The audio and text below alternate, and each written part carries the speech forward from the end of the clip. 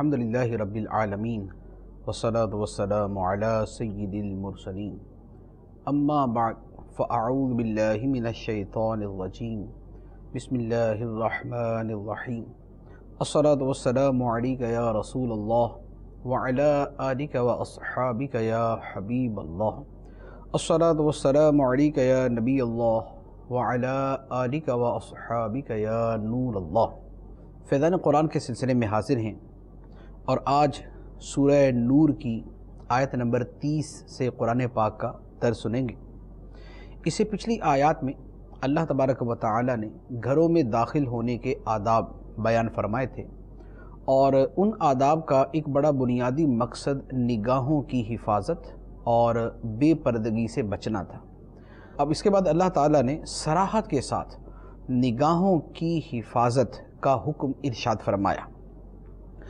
चुनांचे इरशाद फरमाया, बिस्मिल्लाहिर रहमानिर रहीम, कुल लिल मुअमिनीना यग़ुद्दू मिन अबसारिहिम व यहफ़ज़ू फ़ुरूजहुम ज़ालिका अज़्का लहुम इन्नल्लाहा ख़बीरुम बिमा यस्नऊन। मुसलमान मर्दों को हुक्म दो कि अपनी निगाहें कुछ नीची रखें और अपनी शर्मगाहों की हिफाजत करें, ये उनके लिए सबसे ज़्यादा पाकीज़ा काम है, बेशक अल्लाह उनके कामों से ख़बरदार है। इस आयत में वाज़ेह तौर पे दो हुक्म इरशाद फरमाए। एक, निगाहों को कुछ नीचा रखा जाए। आवारा नज़री, निगाह उठा के चलना, निगाह उठा के इधर उधर देखते रहना कि जिससे अजनबी औरतों पर निगाह पड़े, इससे मना किया गया। और दूसरा हुक्म दिया कि अपनी शर्मगाहों की हिफाजत करो, यानी आदमी बदकारी से बचे। इसमें जो पहला हुक्म है ये बेसिकली दूसरे हुक्म पर अमल करने का ज़रिया है। अगर कोई शख्स अपनी निगाहों की हिफाजत करता है तो वो अपनी शर्मगाह की हिफाजत करने में भी कामयाब हो जाता है, क्योंकि बदकारी की इब्तिदा निगाह से होती है। जब आदमी देखता है तो दिल में ख्याल पैदा होता है। दिल में जब ख्यालात परवान चढ़ते हैं तो उसका आखिरी नतीजा बदकारी की सूरत में निकलता है। तो जो शख्स अपनी निगाहों की हिफाजत करने में कामयाब हो जाए वो बहुत सारे दीगर बुरे आमाल से बच जाता है। और आज के ज़माने में इसकी जितनी ज़रूरत है, जितनी हाजत है, वो सब पे अय्या हैं। टीवी है और सिनेमाज़ हैं और साइन बोर्ड्स हैं, बाज़ारों के अहवाल हैं। ये सारी की सारी वो चीज़ें हैं जो निगाहों की हिफाजत के पूरी तरह ख़िलाफ़ है। निगाह की हिफाजत का इस ज़माने के अंदर एहतमाम करना बड़ा मुश्किल है, लेकिन जो साहिब सआदत लोग हैं, जो सआदतमंद लोग हैं, वो आज भी अपनी निगाहों की हिफाजत कर लेते हैं। जैसे अल्हम्दुलिल्लाह दावत इस्लामी के मदनी माहौल में इसे निगाहों की हिफाजत को आँखों का कुफले मदीना कहा जाता है। उसका बुनियादी मकसद ये है कि अपनी निगाहों को नीची रखा जाए। इसी कुरानी हुक्म पे अमल करने के लिए वो सारी कोशिशें होती हैं और जो अल्हम्दुलिल्लाह उस पर अमल करते हैं वो दीगर बहुत सारी बुराइयों से बच जाते हैं। और अल्लाह ताला फरमाता है कि ये निगाहों को नीचा रखना, ये शर्मगाहों की हिफाजत करना, ये सबसे ज़्यादा पाकीज़ा काम है लोगों के लिए। यानी अगर ये करेंगे तो इनको पाकीज़गी नसीब होगी, निगाहों की पाकीज़गी, दिल की पाकीज़गी इन्हें नसीब होगी। तो लिहाजा या तो हुक्म इलाही पर अमल करते हुए ताज़ीम इलाही की नीयत से आदमी अपनी निगाहों की हिफाजत करे, वरना यह है कि बहरहाल अल्लाह ताला ख़बरदार है, वो इसका बदला देगा। अल्लाह ताला हमें अमल करने की तौफ़ीक़ अता फ़रमाए। अब पहले तो यहाँ पर मर्दों को निगाहें नीची करने का हुक्म दिया, अब उसके बाद औरतों को हुक्म दिया। तो पता चला कि मर्दों को भी पर्दा करना है। उनका पर्दा क्या है कि वो अपनी निगाहों की हिफाजत करें। निगाहों की हिफाजत का पहले हुक्म मर्द को दिया है, औरत को उसके बाद दिया गया। चुनांचे अब औरत को हुक्म दिया गया और इसके साथ फिर अपनी जीनत के आज़ा, यानी जिन आज़ा पे जीनत होती है, जैसे गले के अंदर हार पहने जाते हैं या बाजुओं के अंदर जो है वो कड़े और चूड़ियाँ पहनी जाती हैं या सरों के ऊपर जीनत की जाती है, तो इनको छुपाने का हुक्म दिया गया। चेहरे को वैसे तो चेहरा मुस्तस्ना है, यानी इसकी रुख्सत है चेहरा खोलने की, लेकिन आज के ज़माने के जो हालात हैं उसकी रूह से उलमा ने फरमाया कि आज के ज़माने में चेहरा भी छुपाया जाए। حکم الہی کیا ہے؟ ارشاد فرمایا وَقُلْ لِلْمُؤْمِنَاتِ يَغْضُضْنَ مِنْ أَبْصَارِهِنَّ وَيَحْفَظْنَ فُرُوجَهُنَّ وَلَا يُبْدِينَ زِينَتَهُنَّ إِلَّا مَا ظَهَرَ مِنْهَا وَلْيَضْرِبْنَ بِخُمُرِهِنَّ عَلَى جُيُوبِهِنَّ وَلَا يُبْدِينَ زِينَتَهُنَّ إِلَّا لِبُعُولَتِهِنَّ أَوْ آبَائِهِنَّ أَوْ آبَاءِ بُعُولَتِهِنَّ أَوْ أَبْنَائِهِنَّ أَوْ أَبْنَاءِ بُعُولَتِهِنَّ أَوْ إِخْوَانِهِنَّ أَوْ بَنِي إِخْوَانِهِنَّ أَوْ بَنِي أَخَوَاتِهِنَّ أَوْ نِسَائِهِنَّ أَوْ مَا مَلَكَتْ أَيْمَانُهُنَّ أَوِ التَّابِعِينَ غَيْرِ أُولِي الْإِرْبَةِ مِنَ الرِّجَالِ أَوِ الطِّفْلِ الَّذِينَ لَمْ يَظْهَرُوا عَلَى عَوْرَاتِ النِّسَاءِ وَلَا يَضْرِبْنَ بِأَرْجُلِهِنَّ لِيُعْلَمَ مَا يُخْفِينَ مِنْ زِينَتِهِنَّ وَتُوبُوا إِلَى اللَّهِ جَمِيعًا أَيُّهَا الْمُؤْمِنُونَ لَعَلَّكُمْ تُفْلِحُونَ۔ اور مسلمان عورتوں کو حکم دو کہ وہ اپنی نگاہیں کچھ نیچی رکھیں اور اپنی پارسائی کی حفاظت کریں اور اپنی زینت نہ دکھائیں مگر جتنا بدن کا حصہ خود ہی ظاہر ہو، اور وہ اپنے دوپٹے اپنے گریبانوں پر ڈالے رکھیں اور اپنی زینت ظاہر نہ کریں مگر اپنے شوہروں پر یا اپنے باپ یا شوہروں کے باپ یا اپنے بیٹوں یا شوہروں کے بیٹے یا اپنے بھائیوں یا اپنے بھتیجوں یا اپنے بھانجوں یا اپنی مسلمان عورتوں یا اپنی کنیزوں پر جو ان کی ملکیت میں ہوں، یا مردوں میں سے وہ نوکر جو شہوت والے نہ ہوں، یا وہ بچے جنہیں عورتوں کی شرم کی چیزوں کی خبر نہیں، اور زمین پر اپنے پاؤں اس لیے زور سے نہ ماریں کہ ان کی اس زینت کا پتہ چل جائے جو انہوں نے چھپائی ہوئی ہے۔ اور اے مسلمانوں، تم سب اللہ کی طرف توبہ کرو اس امید پر کہ تم فلاح پاؤ۔ اس آیت مبارکہ میں کتنے سارے احکام بیان کر دیے گئے، ترجمے سے ہی وہ بڑے واضح ہیں۔ پہلا حکم دیا کہ عورتیں بھی اپنی نگاہیں کچھ نیچی رکھا کریں، یعنی صرف مردوں کو حکم نہیں ہے کہ عورتوں پر نظر نہ ڈالیں، عورتوں کو بھی حکم ہے کہ مردوں پر نظر نہ ڈالیں، کیونکہ عورتوں کو بھی نگاہوں کی حفاظت کی حاجت ہے، ورنہ ادھر سے بھی معاملہ خراب ہونا شروع ہو سکتا ہے۔ دوسرا فرمایا کہ اپنی شرمگاہوں کی حفاظت کریں۔ اس کے ساتھ فرمایا کہ عورتیں اپنی زینت کو ظاہر نہ کریں مگر اتنا حصہ، بدن کا اتنا حصہ جتنا خود ظاہر ہے، جیسے ہاتھ ہیں، پاؤں ہیں، تو ہاتھ پاؤں اگر عورت کے ظاہر ہو جاتے ہیں تو یہ گناہ نہیں، ہاتھ پاؤں اگر کھلے رہ گئے تو یہ گناہ نہیں۔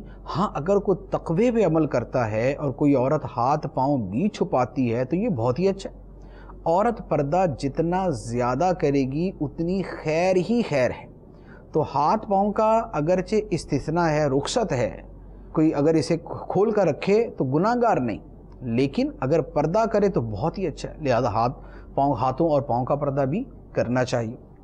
اور چہرے کے بارے میں یہ ہے کہ چہرے کا اصولی طور پر تو اس کا چھپانا واجب نہیں ہے، لیکن جب فتنہ اس قدر زیادہ ہو جیسے ہمارے زمانے کے حالات ہیں تو ہمارے زمانے میں علماء نے فرمایا کہ چہرے کا پردہ بھی لازمی طور پر کیا جائے، محل فتنہ میں چہرہ کھولنا گناہ ہوگا۔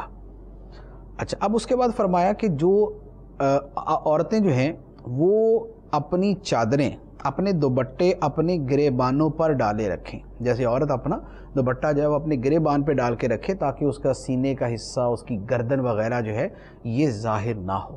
تو اس سے پتہ چلا کہ اس حصے کو بھی چھپانے کا حکم ہے۔ تو وہ لباس کہ جو عورتیں پہنتی ہیں اور سینے کا اگلا حصہ کھلا ہے اور جناب کمر کا پیچھے کا حصہ کھلا ہے، ایسا لباس پہننا حرام ہے، غیر مردوں کے سامنے ایسا لباس پہننا حرام۔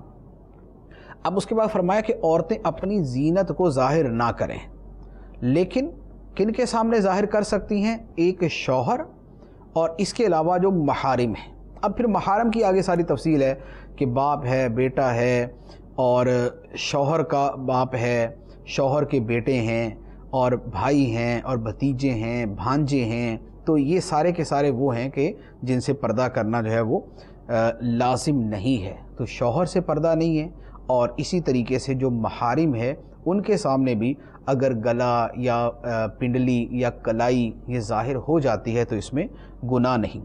اچھا، اسی طرح جو مسلمان عورتیں ہیں ان سے بھی پردے کا حکم نہیں کہ مسلمان عورتیں ہیں تو ان سے پردے کی حاجت نہیں ہے۔ عورت کے سامنے اپنے جو ہے وہ گریبان کو، اپنا جو ہے وہ سینے کے اوپر کے حصے کو، اپنے بازو وغیرہ کھول سکتی ہیں۔ ہاں، کافر عورت سے پردے کا حکم ہے۔ کافر عورت سے ایسے ہی پردہ کیا جائے گا جیسے مرد سے پردہ کیا جاتا ہے۔ اور اسی طرح جو عورتوں کی کنیزیں ہیں ان سے بھی پردہ کرنے کی حاجت نہیں۔ اسی طرح وہ نوکر کے جو اتنے بوڑھے ہو چکے کہ ان میں وہ جو جنسی خواہش ہے وہ ختم ہو چکی، جیسے بالکل بڈھا کھوسڑ جس کو ہم کہتے ہیں نا، کہ اتنا بوڑھا کہ جس کے اندر وہ بالکل طلب ہی نہیں ہے، تو اس سے بھی پردے کے وہ شدت والے احکام نہیں ہیں۔ البتہ اگر دیکھنے کے اندر جو ہے وہ شہوت پیدا ہونے کا اندیشہ ہے تو پھر ان سے بھی پردہ کیا جائے گا۔ اور اسی طرح وہ بچے جو اتنے چھوٹے ہیں کہ جن کو ان معاملات کا پتہ ہی نہیں ہے کہ میاں مرد عورت کے تعلقات کس طرح کے ہوتے ہیں، تو جو اتنے چھوٹے بچے ہیں ان سے بھی پردہ کرنے کی حاجت نہیں۔ مزید حکم دیا کہ عورتیں اپنے پاؤں زور سے زمین پر نہ ماریں۔ جیسے پاؤں کے اندر عورتوں نے جو ہے وہ مختلف زیور پہنے ہوتے ہیں، تو اگر وہ چلتے ہیں تو اس سے اس کی جو آواز ہے وہ پیدا ہوتی ہے، تو ایسی آواز پیدا ہو تو اسے غیر مردوں کے سامنے پہننے کی اجازت نہیں، یا ایسی جگہ نہیں پہن سکتے کہ جہاں پر چلنے سے اس کی آواز غیر مردوں تک جائے۔ اگر اپنے صرف شوہر کے سامنے وہ پہنتی ہیں تو اس میں کوئی حرج نہیں، لیکن غیر مردوں تک آواز جائے گی تو اس کی اجازت نہیں ہے۔ تو اس کے بعد اب مجموعی طور پہ سب مسلمانوں کو فرمایا کہ اے مومنو، اللہ کی طرف سب مل کر توبہ کرو تاکہ تم فلاح پاؤ۔ اب یہ جو آیت مبارکہ ابھی میں نے آپ کے سامنے عرض کی ہے، جس کا ترجمہ پڑھا اور کچھ شرح بیان کی ہے، اس کو تھوڑا سا اس پر غور کریں کہ اللہ تعالیٰ نے عورتوں کو پردے کے بارے میں کتنی تفصیل کے ساتھ اور کتنی وضاحت کے ساتھ احکام ارشاد فرمائے۔ تو یہ اللہ کا قرآن ہے، یہ اللہ کا کلام ہے جو ہمیں اتنی تفصیل کے ساتھ احکام کو بیان فرما رہا ہے۔ تو مسلمان عورتوں کو، مردوں کو اس پر غور کرنا چاہیے کہ اللہ تعالیٰ کیا حکم ارشاد فرما رہا ہے۔ لہذا جہاں پر بے پردگی ہے، اب خواہ وہ کو دینی محفل ہی ہے کہ وہاں پر مرد و عورت اس طرح اکٹھے ہوتے ہیں کہ بے پردگی کا ماحول پیدا ہوتا ہے، یا مرد و عورتوں سب کو اکٹھا بغیر کسی رکاوٹ کے بٹھا دیا جاتا ہے، تو خواہ وہ دین کے نام پہ ہو یا انٹرٹینمنٹ کے نام پہ ہو، ایسی جگہوں پر عورتوں کا جانا، ایسی مخلوط اجتماع کے اندر شرکت کرنا ان کے لیے جائز نہیں بلکہ ناجائز و حرام ہے، جہاں پر بے پردگی کی صورتیں پائی جاتی ہیں۔ اب اس کے بعد نگاہوں کی حفاظت کا ایک اور طریقہ اللہ تعالیٰ نے بیان فرمایا، اور وہ کیا ہے؟ وہ ہے نکاح۔ نکاح کرنا جو ہے یہ نگاہوں کی حفاظت کا ایک بڑا ہی عمدہ ذریعہ ہے کہ جب نکاح ہوتا ہے تو اس کے بعد آدمی بہت ساری آنکھوں کی بد نگاہیوں سے اور بہت سارے دیگر گناہوں سے بچ جاتا ہے۔ اسی لیے فرمایا کہ نکاح جو ہے یہ آدھا ایمان ہے، یعنی اس کی وجہ سے آدمی کے تقوی کی حفاظت ہوتی ہے۔ ارشاد فرمایا وَأَنكِحُوا الْأَيَامَ مِنكُمْ وَالصَّالِحِينَ مِنْ عِبَادِكُمْ وَإِمَائِكُمْ إِنْ يَكُونُوا فُقَرَاءَ يُغْنِهِمُ اللَّهُ مِنْ فَضْلِهِ وَاللَّهُ وَاسِعٌ عَلِيمٌ، اور تم میں سے جو بغیر نکاح کے ہوں اور تمہارے غلاموں اور لونڈیوں میں سے جو نیک ہیں ان کے نکاح کر دو، اگر وہ فقیر ہوں گے تو اللہ انہیں اپنے فضل سے غنی کر دے گا، اور اللہ وسعت والا، علم والا ہے۔ دو طرح کے لوگوں کا نکاح کرنے کا حکم دیا۔ ایک تو فرمایا کہ جو تم میں سے بغیر نکاح کے ہیں ان کا نکاح کر دو، جب گنجائش موجود ہے نکاح کرنے کی تو ان کا نکاح کر دو، جب وہ نکاح کے حقوق اور بیوی کے حقوق ادا کر سکتے ہیں تو ان کا نکاح کر دو۔ اور دوسرا فرمایا کہ جو غلام اور لونڈیاں ہیں جو پہلے زمانے میں ہوتی تھی، اب تو نہیں پائی جاتی، تو جو غلام اور لونڈیاں ہیں ان میں جو اچھے ہیں ان کا بھی نکاح کر دو، تاکہ ان کی بھی نگاہوں کی اور ان کی بھی پارسائی کا بندوبست ہو سکے اور اس کا انتظام ہو سکے۔ اب جہاں تک اس بات کا تعلق ہے کہ بعض اوقات آدمی غریب ہوتا ہے، نکاح ہو جائے گا تو بیوی کا خرچہ کیسے اٹھائے گا، تو ایک تو یہ ہے کہ اصلاً ہی استطاعت ہی نہیں ہے خرچہ اٹھانے کی، تو اگر کسی کو یہ پتہ ہے کہ میں بیوی کا خرچہ اٹھا ہی نہیں سکتا، اس کے احکام تو جدا ہے، لیکن جسے یہ تھوڑا اندیشہ ہے کہ یار پتہ نہیں بعد میں اٹھا سکوں گا یا نہیں اٹھا سکوں گا، جبکہ اس میں ہمت موجود ہے، طاقت موجود ہے، محنت مزدوری کرے گا تو وہ بیوی کا خرچہ بھی اٹھا لے گا اور دیگر حقوق بھی پورے کر لے گا۔ تو فرمایا کہ ان کے نکاح کر دو، اگر وہ فقیر ہوں گے تو اللہ انہیں اپنے فضل سے غنی کر دے گا، انہیں قناعت عطا فرما دے گا یا ان کے مال کے اندر برکت پیدا فرما دے گا۔ تو لہذا نکاح سے صرف اس وجہ سے نہ رکا جائے کہ ہم خرچے نہیں اٹھا سکتے۔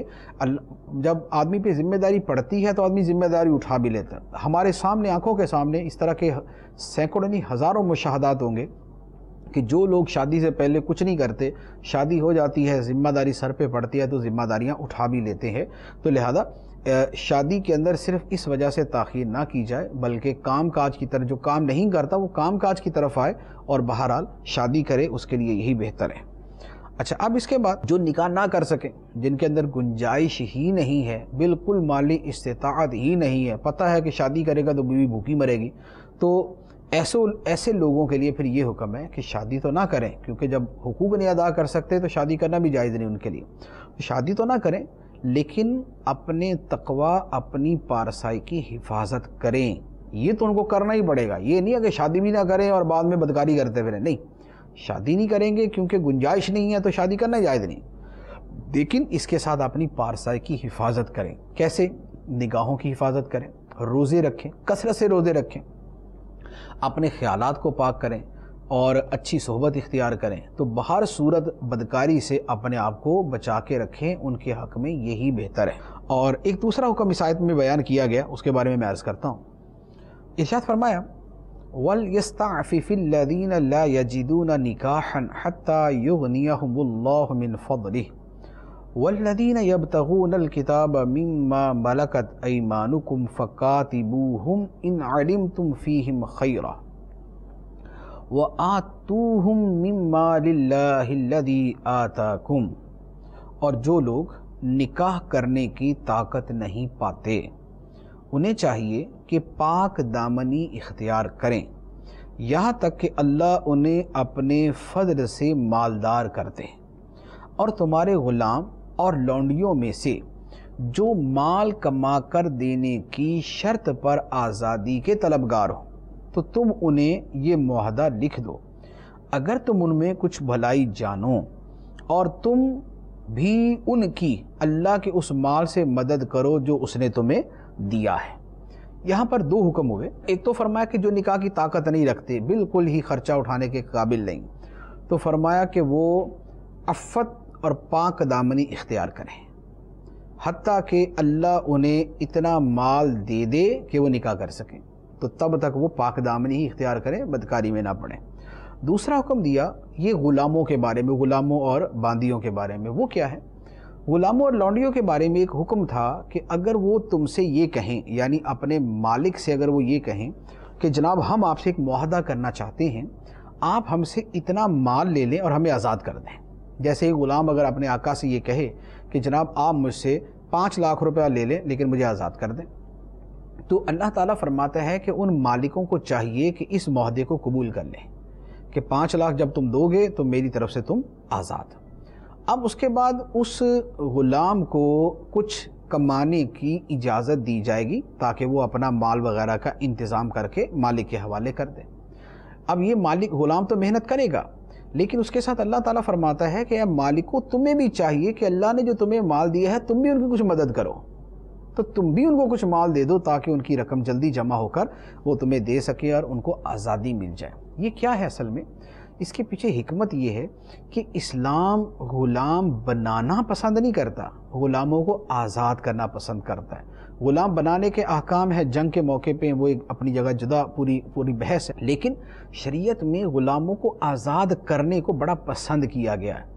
روزہ توڑ دو تو غلام آزاد کرو، زہار ہو جائے تو غلام آزاد کرو، قسم توڑ دو تو غلام آزاد کرو، تو غلام آزاد کرو، غلام آزاد کرو، غلام آزاد کرو، بار بار ان چیزوں کا حکم دیا گیا۔ تو یہاں پر بھی انہی غلاموں کی فیور کے اندر ایک بات ہے کہ اگر وہ اپنی آزادی چاہیں کہ مال دے کر ہمیں آزاد کر دو، تو تم ان کا اس معاہدے کو تسلیم کر لو۔ اس معاہدے کو عقد مکاتبت کہا جاتا ہے، مکاتبت، عقد مکاتبت۔ تو اگر کوئی غلام لونڈی یہ کرنا چاہے تو تم اس کے ساتھ یہ معاہدہ کر لو اور خود بھی ان کی مدد کرو۔ اب اس کے بعد اگلا حکم ہے، وہ کیا ہے؟ وہ ارشاد فرمایا اور تم دنیاوی زندگی کا مال طلب کرنے کے لیے اپنی کنیزوں کو بدکاری پر مجبور نہ کرو، خصوصاً اگر وہ خود بھی بچنا چاہتی ہوں، اور جو انہیں مجبور کرے گا تو بے شک اللہ ان کے مجبور کیے جانے کے بعد بہت بخشنے والا مہربان ہے۔ کیا حکم کیا ہوا؟ اصل میں یوں ہوا کہ منافق یوں کرتے تھے، کچھ منافق تھے، وہ اپنی باندیوں کو، اپنی لونڈیوں کو معاذ اللہ بدکاری پر مجبور کرتے تھے، اور ان سے جو ان کی آمدنی ہوتی تھی وہ کھاتے تھے۔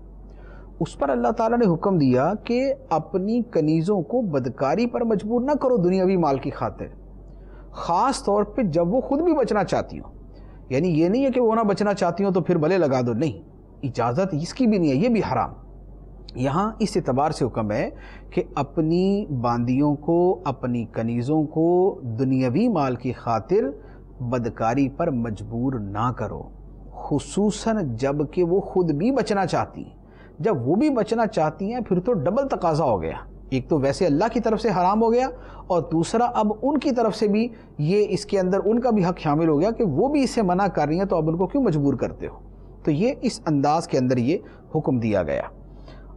اور اب اس کے بعد بھی جیسے اگر کوئی اپنی باندیوں کو مجبور کرے اور ان کو قتل کی دھمکی دے اور ان کو شدید ترین مار مارے، ان کے اعضاء توڑ دے، اور جس کے بارے میں پتہ ہے کہ اگر اس کی باندی ایسا نہیں کرے گی تو اس کا مالک اس کے ساتھ یہ سلوک کرے گا، اب اگر وہ مجبور ہو کے بدکاری کر لیتی ہے تو پھر اللہ تعالیٰ اسے بخشنے والا ہے، کیونکہ جب اکراہ شرعی یہاں پر پایا جائے گا تو اس کے بعد اللہ تعالیٰ کی طرف سے معافی ہو جاتی ہے۔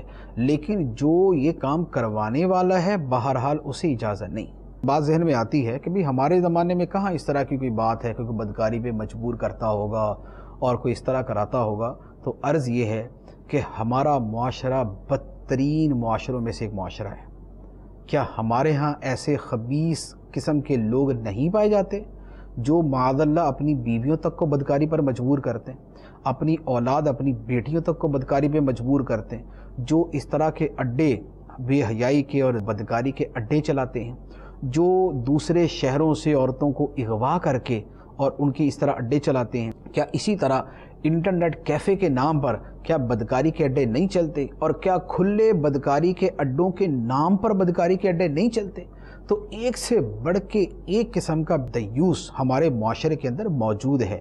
ایسا نہیں ہے کہ یہ اس زمانے میں تھا اور اب نہیں ہے، اب بھی ایسا ہے کہ عورت بچنا چاہتی ہے، عورتیں بچنا چاہتی ہیں، لیکن یہ لوگ ان کو دہشت زدہ کر کے، ان کی اولاد کو جو ہے وہ اغوا کر کے، ان کو قتل کی دھمکیاں دے کے ان کو اس پہ مجبور کرتے ہیں، بلکہ اپنے ملک سے دوسرے ملکوں میں بھیجا جاتا ہے۔ میرے خیال میں جو اخبار پڑھتا ہے اور جو ہمارے معاشرے سے واقف ہے وہ اتنا ناواقف نہیں ہوگا کہ اسے یہ پتہ نہ ہو کہ کیا ہمارے زمانے کے اندر یہ خبیث فعل پایا جاتا ہے یا نہیں۔ ہمارے ملک کے اندر بھی، ہماری سوسائٹی کے اندر بھی، ہمارے معاشرے کے اندر بھی ایسے خبیث و طبع لوگ پائے جاتے ہیں یا نہیں جو عورتوں کو بدکاری پر مجبور کرتے ہیں، اور خاص طور پہ ان میں شیطان در شیطان وہ ہے جو اپنی بیویوں تک کو، اپنی بیٹیوں تک کو ان کاموں پہ مجبور کرتے ہیں، خود ہڈ حرام ہیں، کماتے نہیں ہیں، کام چور ہیں، اور پڑے ہوئے شرابی، کبابی اور نشئی اور چرسی بھنگی ہیں، اور اپنی بیویوں اور بیٹیوں کو ان کاموں کے اوپر لگاتے ہیں۔ تو ایسوں کے لیے جو ہے بطور خاص یہ حکم جو ہے وہ یاد رکھنے کا ہے، جو اپنے محارم کے اندر، اپنے اہل خانہ کے اندر بے حیائی کو دیکھے اور منع نہ کرے، بے حیائی کو دیکھے اور منع نہ کرے، اور یہاں میں بات کر رہا ہوں بے حیائی پہ مجبور کرے۔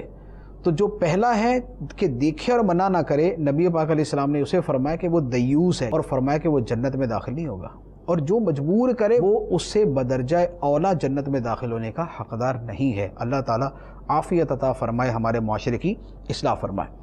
اب ان آیات کے آخر میں اللہ تعالیٰ نے فرمایا وَلَقَدْ أَنزَلْنَا إِلَيْكُمْ آيَاتٍ مُبَيِّنَاتٍ وَمَثَلًا مِّنَ الَّذِينَ خَلَوْا مِن قَبْلِكُمْ وَمَوْعِظَةً لِّلْمُتَّقِينَ، اور بے شک ہم نے تمہاری طرف روشن آیتیں اور تم سے پہلے لوگوں کا حال اور ڈر والوں کے لیے نصیحت نازل فرمائی۔ قرآن کیا ہے؟ روشن آیتیں. قرآن کیا ہے؟ پہلے لوگوں کی مثالیں. اس میں تورات و انجیل کے احکام بھی ہیں، اور اس میں تورات و انجیل کے احکام بھی ہیں یا پچھلی امتوں کے احوال بھی ہیں. اور قرآن جو ہے یہ ڈر والوں کے لیے نصیحت ہے. تو یہ جو میں نے تھوڑا سا اس نصیحت کو تھوڑا سا ڈیٹیل کے ساتھ بیان کیا کہ پردے کی کتنی واضح آیتیں ہیں، لیکن حیرت ہوتی ہے اور شرم آتی ہے ان لوگوں کو دیکھ کر، ان کی باتیں سن کر، کہ اللہ کے اتنے واضح پردے کے بارے میں احکام، اور حیا اور بے حیائی کے بارے میں احکام، اور نگاہوں کی حفاظت کے بارے میں احکام موجود ہیں، لیکن اس کے باوجود پردے کے خلاف لوگ لکھتے ہیں، بولتے ہیں، بلکہ زبان سے بولتے ہیں کہ جناب ہم ایسے مخلوط اجتماع کریں گے، ہم مردوں عورتوں کو بٹھائیں گے، جس کی ہمت ہے وہ ہمیں روک کے دیکھ لیں. آج وہ زمانہ آ گیا کہ اللہ رسول کے احکام کے مقابلے میں فساق جو ہے وہ اس طرح کے دیدہ دلیری کے دعوے کرتے پھرتے ہیں. اب اس کے بعد اللہ تعالیٰ نے ایک مثال بیان فرمائی ہے، اور وہ مثال ہے اللہ کے نور کی. وہ کیا ہے؟ اللہ تعالیٰ ارشاد فرماتا ہے، اللہ نور السماوات والارض مثل نورہ کمشکاۃ فیہا مصباح المصباح فی زجاجہ الزجاجۃ کأنہا کوکب دری یوقد من شجرۃ مبارکۃ زیتونۃ لا شرقیۃ ولا غربیہ یکاد زیتها یضیء ولو لم تمسسہ نار نور علی نور یہدی اللہ لنورہ من یشاء ویضرب اللہ الامثال للناس واللہ بکل شیء علیم. اللہ آسمانوں اور زمینوں کو روشن کرنے والا ہے. اس کے نور کی مثال ایسی ہے جیسے ایک طاق ہو جس میں چراغ ہو. وہ چراغ ایک فانوس میں ہے، اور وہ فانوس گویا ایک موتی کی طرح چمکتا ہوا ستارہ ہے جو زیتون کے برکت والے درخت سے روشن ہوتا ہے، جو درخت نہ مشرق والا ہے اور نہ مغرب والا ہے. قریب ہے کہ اس کا تیل بھڑک اٹھے اگرچہ اسے آگ نہ چھوئے. نور پر نور ہے. اللہ اپنے نور کی راہ دکھاتا ہے جسے چاہتا ہے، اور اللہ لوگوں کے لیے مثالیں بیان فرماتا ہے، اور اللہ ہر شے کو خوب جاننے والا ہے. اس آیت کی بہت ساری تعبیرات بیان کی گئی ہیں. ان میں سے ایک تعبیر یہ ہے کہ یہاں پر جو نور ہے اس سے مراد نور ہدایت ہے. وہ نور ہدایت جو ہے یہ اس کی مثال ہے کہ نور ہدایت مثل ایک طاق کے ہے. اس طاق کے اندر ایک فانوس ہے، فانوس کے اندر ایک چراغ ہے. وہ چراغ روشن ہے. وہ چراغ جس تیل سے روشن ہے وہ نہ شرقی ہے نہ غربی، نہ یہودیوں والا ہے نہ عیسائیوں والا، بلکہ وہ ابراہیم علیہ السلام والا ہے جو نہ یہودی ہے نہ عیسائی. اور اس کی روشنی جو ہے، اس کا جو تیل ہے وہ اس قدر اعلیٰ قسم کا ہے کہ اگر اسے آگ نہ بھی چھوئے تب بھی وہ خود بخود جل اٹھے. تو یہ نور ہدایت کی مثال بیان کی گئی. ایک اس کا مطلب یہ بیان کیا گیا ہے کہ یہاں پر جو طاق ہے اس سے مراد نبی پاک صلی اللہ تعالیٰ علیہ وآلہ وسلم کا سینہ مبارک، اور طاق کے اندر جو فانوس ہے اس سے مراد نبی پاک صلی اللہ تعالیٰ علیہ وآلہ وسلم کا دل مبارک، اور جو چراغ ہے اس چراغ سے مراد نبی پاک علیہ السلام کے دل مبارک میں جو نبوت ہے وہ چراغ.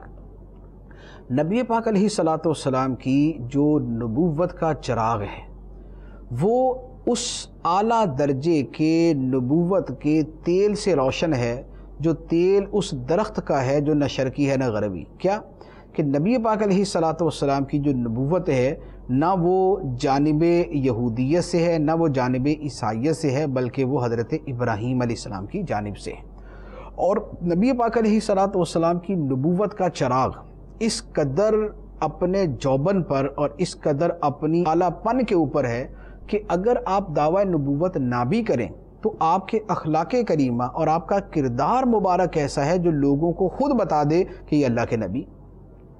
تو یہ نبی پاک علیہ السلام کی ذات مبارکہ کی مثال ہے. اب اس کی اور بھی بہت ساری تعبیریں ہیں، لیکن یہ دو جو بڑی واضح تعبیرات بیان کی گئی ہیں ان کا بیان. تو فرمایا کہ یہ جو سارا سلسلہ ہے یہ نور پہ نور ہے. ہدایت کی مثال ہے تو ہدایت بھی نور پہ نور ہے. وہ ہدایت قرآن کی صورت میں ہے، وہ ہدایت نبی پاک علیہ السلام کے لائے ہوئے طریقے کی صورت میں ہے، وہ ہدایت وحی کی روشنی میں ہے، اس ہدایت کے لانے والے جبرائیل امین علیہ السلام ہے، وہ ہدایت خدا کی طرف سے آنے والی ہے. تو یہ سلسلہ ہدایت جو ہے یہ نور پہ نور ہے.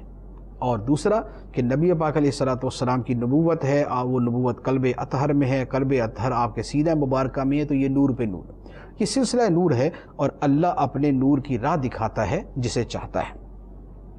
اب اللہ تعالیٰ اس طاق کو جس کے اندر یہ فانوس اور فانوس میں پھر وہ آگے چراغ ہے، اس کے بارے میں فرماتا ہے کہ فی بیوت اذن اللہ ان ترفع وَيُذْكَرَ فِيهَا اسْمُهُ يُسَبِّحُ لَهُ فِيهَا بِالْغُدُوِّ وَالْآصَالِ، کہ یہ جو نور الہی کی مثال اس طاق کی طرح ہے جو طاق ان گھروں میں ہے، ان گھروں میں ہے، مسجدوں میں، ان گھروں میں ہے جن کی تعظیم کرنے اور ان میں اللہ کا نام ذکر کیے جانے کا اللہ نے حکم دیا ہے.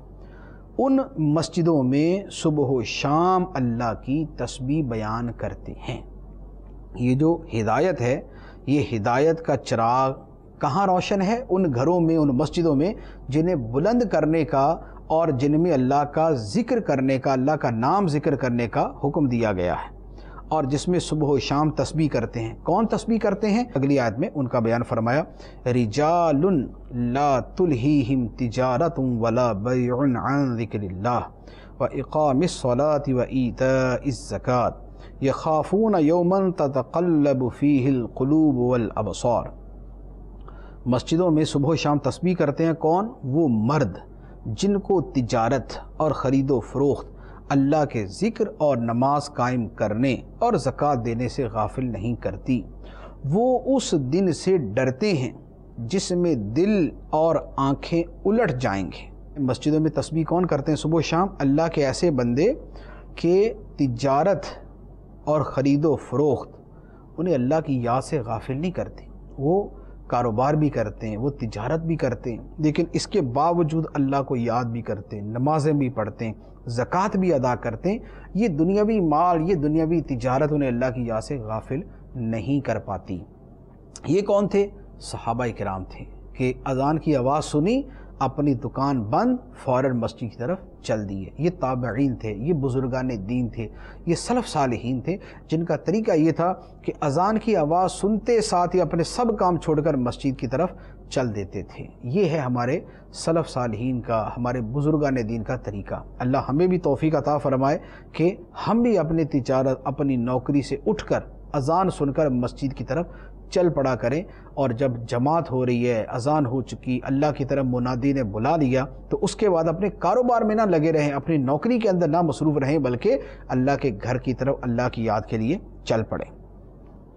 اب یہ جو لوگ اللہ کے مقبول بندے تسبیح کرتے ہیں، کیوں کرتے ہیں؟ اللہ تعالیٰ نے اس کا بیان فرمایا لِيَجْزِيَهُمُ اللَّهُ أَحْسَنَ مَا عَمِلُوا وَيَزِيدَهُم مِّن فَضْلِهِ وَاللَّهُ يَرْزُقُ مَن يَشَاءُ بِغَيْرِ حِسَاب، تاکہ اللہ انہیں ان کے بہتر کاموں کا بدلہ دے اور اپنے فضل سے انہیں مزید بھی عطا فرمائے، اور اللہ جسے چاہتا ہے بغیر حساب کے رزق عطا فرماتا ہے.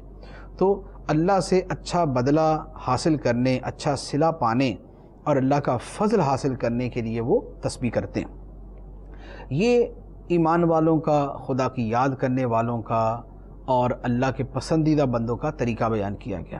اب اس کے بعد کافروں کے اعمال اور ان کی بربادی اور ان کو پھر مثالوں سے بیان کیا گیا. جو پہلی مثال ہے وہ عرض کرتا ہوں. پہلی مثال اللہ تعالیٰ نے فرمایا وَالَّذِينَ كَفَرُوا أَعْمَالُهُمْ كَسَرَابٍ بِقِيعَةٍ يَحْسَبُهُ الظَّمْآنُ مَاءً حَتَّى إِذَا جَاءَهُ لَمْ يَجِدْهُ شَيْئًا وَوَجَدَ اللَّهَ عِندَهُ فَوَفَّاهُ حِسَابَهُ وَاللَّهُ سَرِيعُ الْحِسَاب.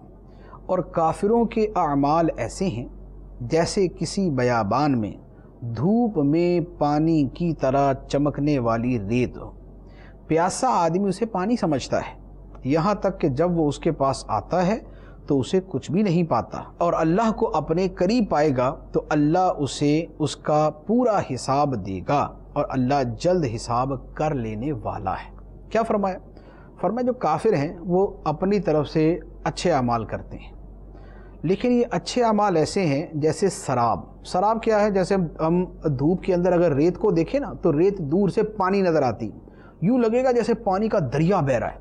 جب قریب جائیں گے تو ریت، پھر دور دیکھیں گے تو آگے لگے گا وہاں پانی کا دریا بہہ رہا ہے، جب اس کے قریب جائیں گے تو پتہ چلے گا ریت۔ تو وہ ریت ہی ریت نظر آتی ہے، حقیقت میں وہ ریت ہی ہوتی ہے، لیکن دکھنے کے اندر وہ پانی نظر آتا ہے۔ تو اللہ تعالیٰ فرماتا ہے کہ کافروں کے اعمال ایسے ہیں جیسے ایک پیاسا آدمی دور سے ریت کو دیکھتا ہے اور اسے وہ پانی لگتا ہے تو وہ پانی سمجھ کے اس کے پاس جاتا ہے، لیکن ملتا کچھ بھی نہیں۔ ایسے ہی کافر اپنے اچھے اعمال کو سمجھے گا کہ اسے قیامت کے دن کو صلہ ملے گا، لیکن جب وہ قیامت کے دن ان اعمال کے پاس جائے گا تو ریت کی طرح ان اعمال کی بھی کوئی حقیقت نہیں ہوگی اور اسے کچھ بھی نہیں ملے گا۔ اب اللہ کو وہ اپنے نزدیک پائے گا، پھر اللہ تعالیٰ اس کا اسے پورا حساب دے گا کہ دنیا کے اندر اس نے کیا کیا تھا۔ اس کے بعد اللہ تعالیٰ نے کافروں کے اعمال کی بربادی پر ایک دوسری مثال بیان فرمائی۔ دوسری مثال ہے، فرمایا او کظلمات فی بحر اللجی یغشاہ موج من فوقہ سحاب ظلمات بعضها فوق بعض اذا اخرج یدہ لم یکد یراہا ومن لم یجعل اللہ لہ نورا فما لہ من نور۔ یا کافروں کے برے اعمال ایسے ہوں گے جیسے کسی گہرے سمندر میں تاریکیاں ہوں جس کو اوپر سے ایک موج نے ڈھانپ لیا، اس موج پر ایک دوسری موج ہو، پھر اس دوسری موج پر بادل ہو، اندھیرے ہی اندھیرے ہیں، ایک کے اوپر دوسرا اندھیرا ہے، اتنا جب کوئی اپنا ہاتھ نکالے تو اسے اپنا ہاتھ بھی دکھائی دیتا معلوم نہ ہو، اور جس کے لیے اللہ نور نہ بنائے اس کے لیے کوئی نور نہیں۔ فرمایا کہ کافروں کے اعمال کو یوں سمجھیں کہ جیسے سمندر کی تہ، سمندر کی تہ ہے تو اس میں تاریکی، اس کے اوپر پانی کی موجیں ہیں، وہ ایک اور تاریکی ہے، باہر نکلے تو بادل چھائے ہوئے، وہ اس کے اوپر تاریکی۔ اب جب اتنی تاریکی ہوگی کہ سورج کی روشنی پہلے تو بادلوں کی وجہ سے نہیں پہنچے گی، پھر پانی کی لہروں کی وجہ سے نہیں پہنچے گی، پھر سمندر کی گہرائی کی وجہ سے نہیں پہنچے گی، اتنا اندھیرا ہوگا کہ آدمی اگر اپنا ہاتھ دیکھنا چاہے تو اسے ہاتھ نظر نہ آئے۔ تو اللہ تعالیٰ فرماتا ہے کہ یہ جو اندھیرے ہی اندھیرے، تاریکیوں پر تاریکی ہے، یہ کیا ہے؟